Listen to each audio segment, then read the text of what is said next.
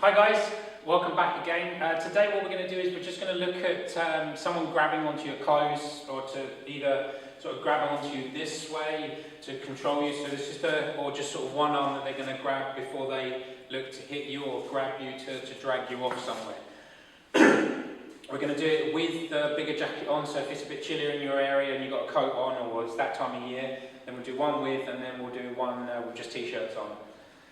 It's very difficult if it's really hot and you've got no top on, then obviously the person can't grab your clothes. It's very, very tricky then. But we can look at if it's if they get a handful of skin like that as well. Yeah, it gets a nice good squeeze and a good facial expression. So first thing we want to look at, there's different variations. We can use that the person's grabbed onto my arms in a sense. So if he's grabbed onto my actual arms, and then if I slip out of the grab with my arms, then he's still got my jacket. I literally want to, all I want to keep hold for me. All I want to do is make it as tight as possible so that it's very easy for me to break the grip. So if he's grabbed onto, if I've got out of it like so, and he's holding my my actual jumper like so, so grip it. Cool. Obviously it's going to be harder if you've got a jiu-jitsu person or someone who's done a lot of grappling work, then their grip is pretty intense. So the same if it's a scaffolder and so on as well. So anybody that's using their hands a lot, they're going to have quite a fierce grip on them. So practice obviously build up to that level as well.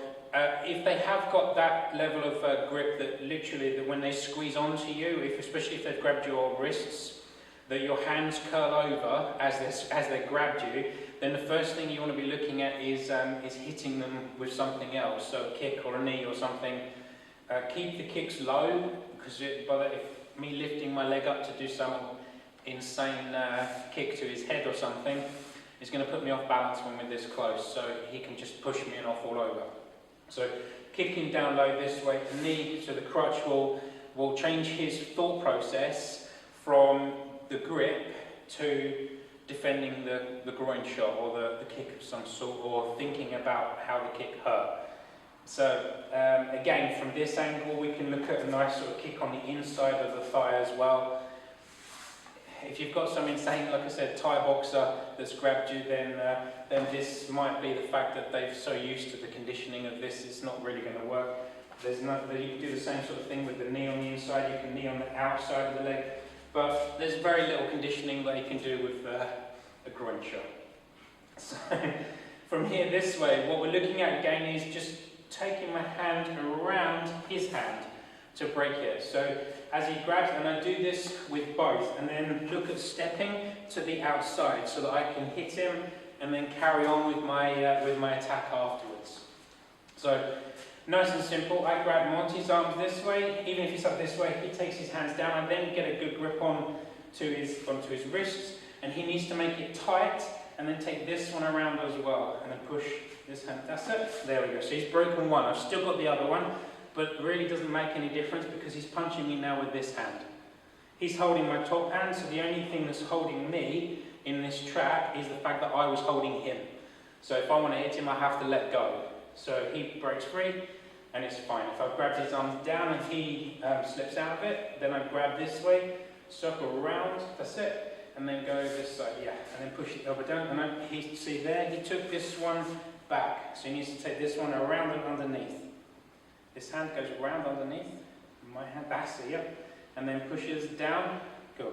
So if you can see there's a loose part here, so he needs to make that tight so that he can then break free.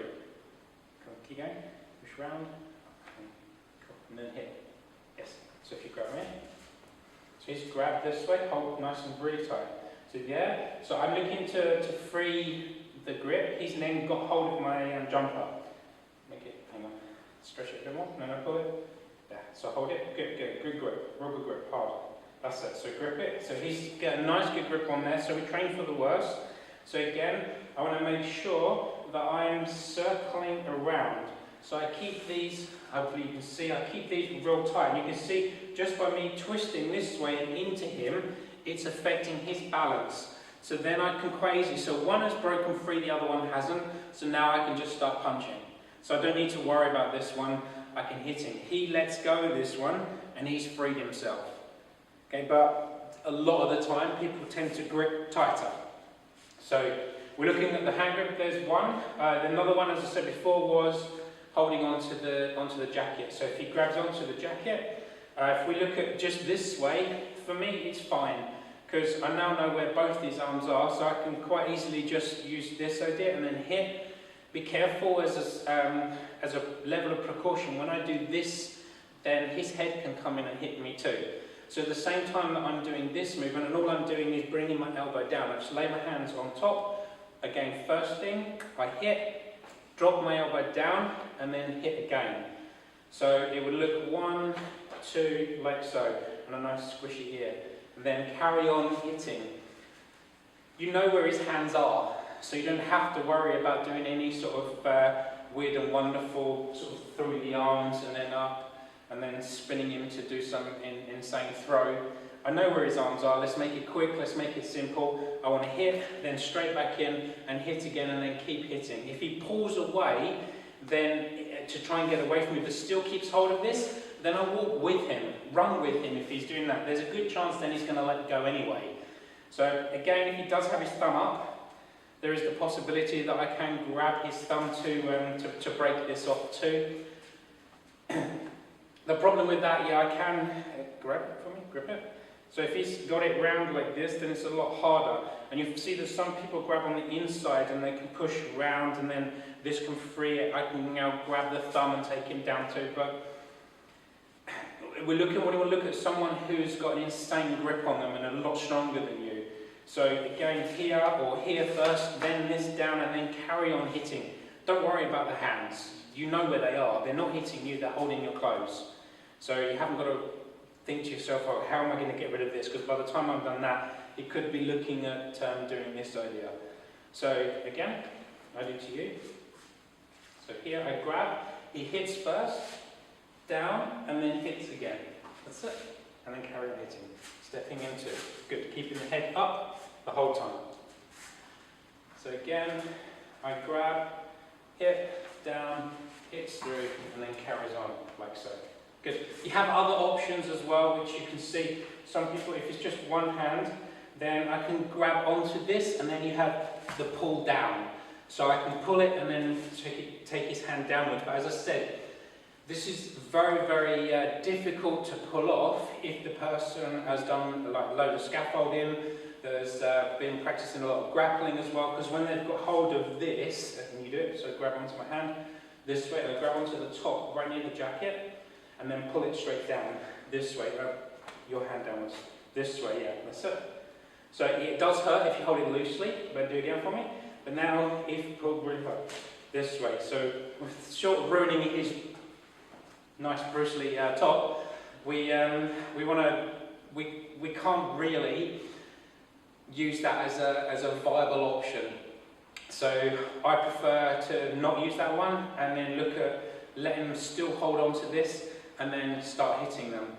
So they could obviously look at the option of when I've gone to do this, of sort of dropping their head down and then coming through to do some sort of throw or something if they are a grappler. But as he does, if I go here this way and he comes in close, because he wants to be close to be able to throw me, then I can still be looking at hitting at the same time, elbowing as well as he's come in. So when he is in this close, body's in close too, then I can still be looking at hitting him at the same time, taking his head back and then controlling the head so I can hit him, depending on which obviously direction he goes as well, okay? So that's once he's grabbed hold of me. You have the option of when he does or has come in to get hold of me as well, that I can control him, or we have the option that I just want to hit him. So here this way, look to hit to the side, the back of the neck as well, even the kidney on the other side. This side can be dangerous because you have the spleen. So I'm not saying that the other side isn't dangerous, but you have again. So I want to literally, as his hands are coming towards me, then I want to basically make sure that I can be stepping in and hitting him or get away from him. So I'm aware of it as a last resort. So again, last resort that I can then hit him.